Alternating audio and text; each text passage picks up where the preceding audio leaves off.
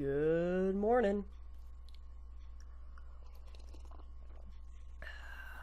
What's up, guys? This is Alex from College Gamer, bringing you my daily morning rant. Today is day 3, Wednesday. It's the first day of classes. I woke up about 15 minutes ago, and I'm ready to go to class. I'm ready to rock and roll. I'm just ready to rock.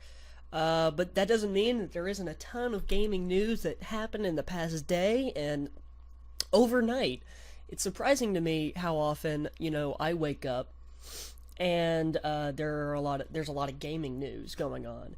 And so, I just wake up and have to talk about it. And two notable ones that I have seen. The first one is recently me and Logan, if you listen to the College Gamer podcast, Logan, have been getting into Warhammer. Okay, and Warhammer is a tabletop miniature war gaming. So it's a little bit something different. It's a hobby that kind of gets us away from video games a little bit. So we're not just completely burnt out on video games. And it's a really cool game. But what really got us into it was Logan really loves playing the Total War games. And I've never really played them, but I've played them like once or twice, and I enjoyed them when I played them. But last night, it was unintentionally leaked by Creative Assembly that Total War Warhammer is being released. And it's in the most odd way possible. Total War Warhammer was leaked accidentally from an art book. This is a story from Kotaku. It covering the history. It was an art book released by Creative Assembly covering the history of the Total War series, and it wasn't supposed to come out until the end of January. But some early copies got into the hands of customers, and they're experimenting in the mobile space with Total War Kingdom and taking the series to a fantasy setting with Total War Warhammer. Nobody was kind of surprised that this happened. I mean, I'm kind of surprised because I haven't really been following the Total War series. But I think it's a really great idea because Warhammer is just... The game itself, the tabletop game, is like a tabletop version of Total War, which is awesome. So I am really looking forward to it. They're not that surprised because Games Workshop, the guys who make Warhammer, have a deal with Creative Assembly that dates back to 2012. So there was a game that has been in development since then. So it's not that surprising that it is Warhammer, at least the fantasy one. Because I don't think they would go into Warhammer 40K, which is like, 40K is like Space Marines and all that, and everybody is familiar with 40K, but nobody is familiar with the Warhammer Fantasy. It's not as popular. So I don't know how well that'll go over. Maybe it'll make the game more popular, and make more people play, because that's what I'm certainly looking into. Also, if you're able to choose, like, out of all the factions in Total War Warhammer, where you're going to be able to choose which faction, if lizardmen are in there, oh my god, that will be amazing. Because lizardmen are literally like giant, or not even giant, they're just dinosaur warriors, and that's awesome. Some of them ride T-Rexes or Carnosaurs into battle. Who doesn't want that? I know I do. Alright, and then the second story is a little bit more back into the fantasy space, but more back on the business side of things. And it's a story that we've all seen coming ever since the game originally launched last year. In Australia, The Elder Scrolls Online has been pulled from stores. It started from GameStop, and ZeniMax Online came out and said that they were pulling it because it's customary stock exchange to update the stock, pull the old stuff out, put the new stuff in, but the game's only a year old, so I can't see them pulling out anything old.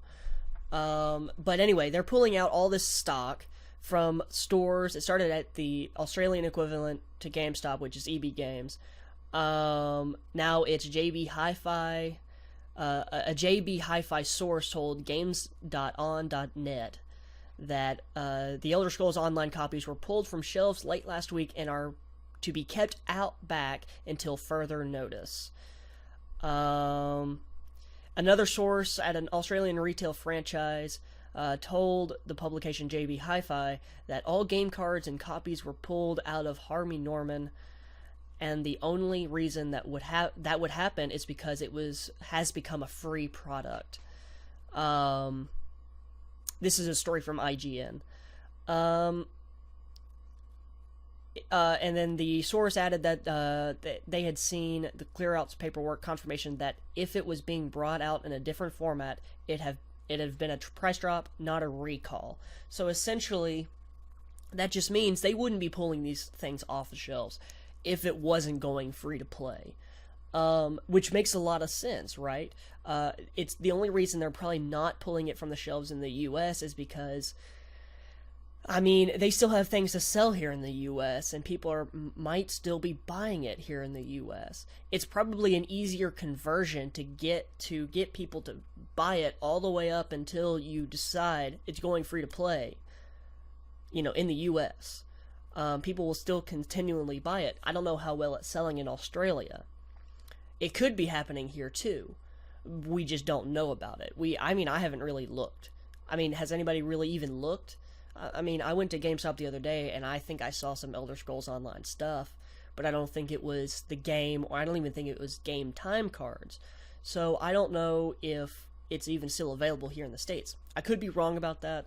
It could be available everywhere right now. I know over Black Friday and over the winter, or over the holiday break, that everything was heavily discounted. You could get like the original game, which is usually like $60 now.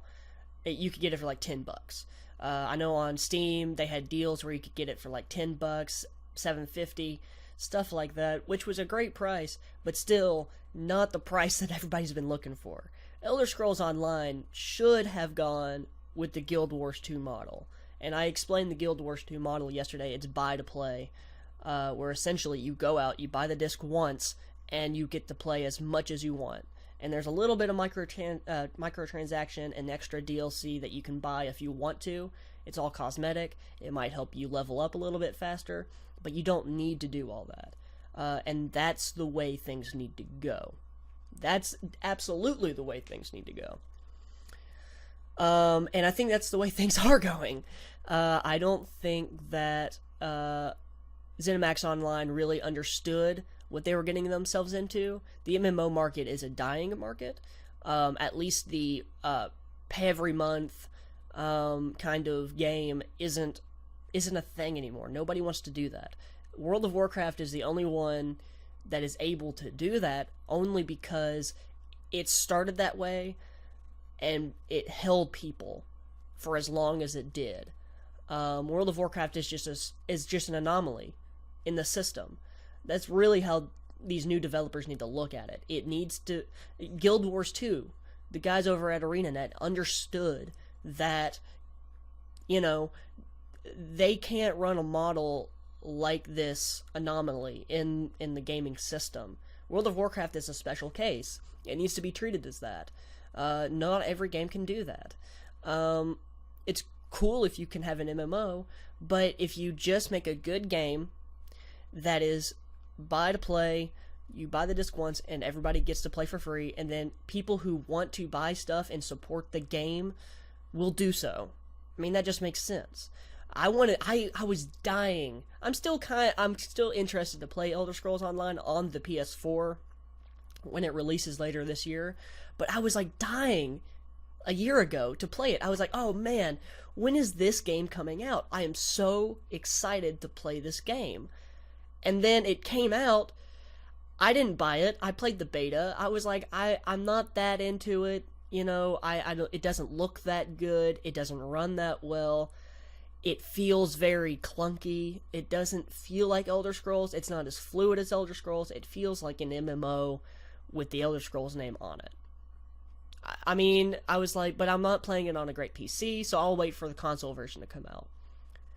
And I feel like that's what everybody did. Everybody wants to play the Elder Scrolls Online on console, because the Elder Scrolls lives on console, besides the mod scene, but you're not going to see any mods on the PC version of Online, which just makes sense. I mean, it's a multiplayer game. You're not going to be able to mod it.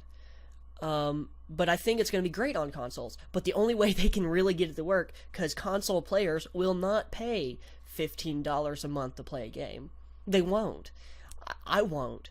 I mean, we're already paying $50 a year, $60 a year for the online service. I mean, I'm paying $50 for PlayStation Plus, and Xbox Live users are paying $60 a year. I mean, so where's it going to give? You know? They're gonna have to make it free to play on consoles. They're going to have to do it, and I think that's the way things are going. They might have a physical copy that you're able to go buy, like a $60 copy, and you might get a year, of premium service or something for free, or all the extra classes. I don't know, but I think they would have had better luck had they met their schedule. Had they not launched on PC first. Maybe they had, but PC servers and console servers run at a very different pace. So I think it's different.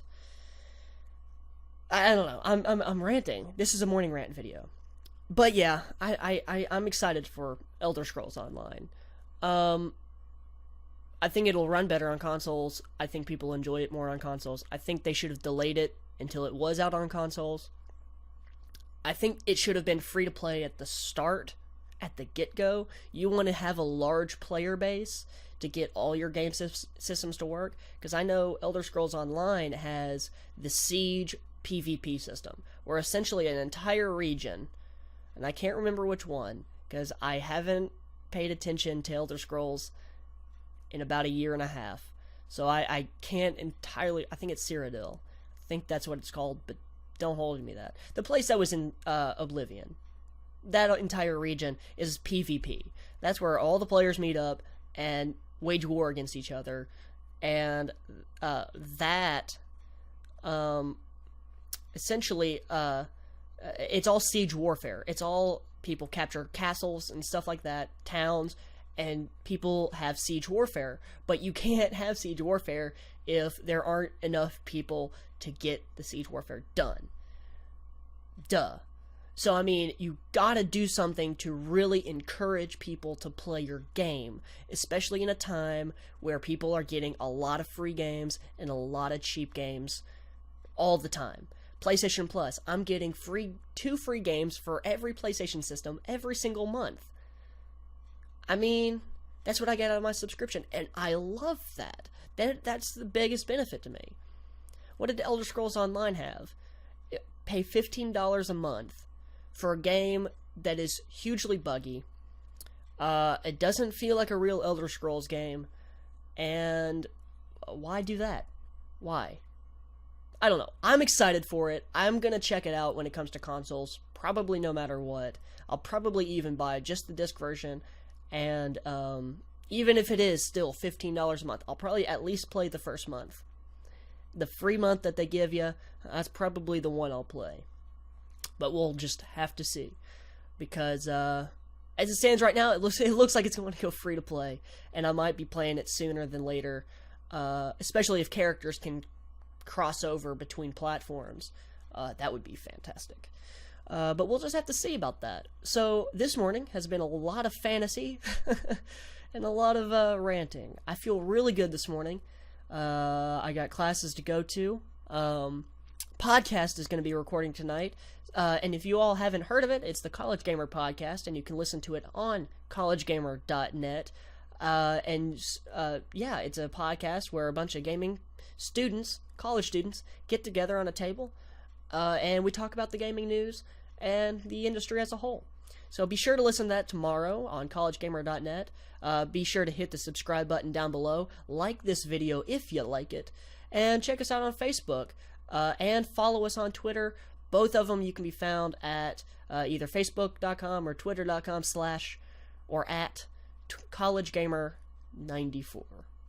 And with that, ladies and gentlemen, that has been your morning rant with Alex, day 3. I'll see you tomorrow morning.